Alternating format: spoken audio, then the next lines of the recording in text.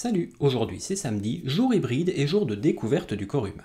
Aujourd'hui je vous propose la suite de la vidéo du 13 avril, la 104e capsule quotidienne. Dans cette vidéo je vous avais parlé du nerf olfactif, la première paire de nerfs crâniens. Aujourd'hui, logique, je vais donc vous parler de la deuxième paire de nerfs crâniens, le nerf optique.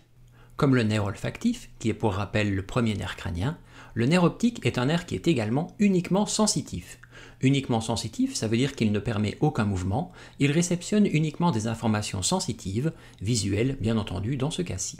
Je vous invite pour rappel à revoir la capsule médicale déjà sur la chaîne qui est relative à la vision. Et également la capsule pathologique relative aux troubles de la vision. Vous y trouverez pas mal d'infos qui vous permettront de compléter cette capsule quotidienne. Le nerf optique naît sur la partie postérieure de l'œil, logique, puis se prolonge vers une zone que l'on appelle le chiasma optique. Au niveau du chiasma optique, c'est un peu compliqué. Une moitié des fibres de chaque nerf optique traverse et va de l'autre côté du cerveau, et une moitié des fibres reste du même côté du cerveau. Bah oui, pourquoi faire simple si on peut tout compliquer?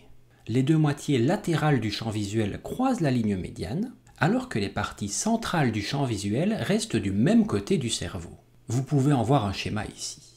Ce chiasma optique se trouve aux environs de l'hypophyse, une petite glande du cerveau dont j'ai déjà parlé. Ceci vous explique déjà en partie pourquoi certaines tumeurs de l'hypophyse se détectent par une perte de la vision chez des patients. Si l'hypophyse augmente sa taille, le chiasma optique peut être comprimé et le patient perdra une partie du champ visuel.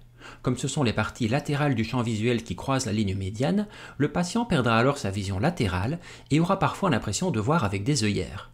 Lorsqu'un patient signale ne pas bien voir ce qui se passe dans la partie latérale de son champ visuel, ça vaut le coup d'investiguer un peu plus sur le sujet.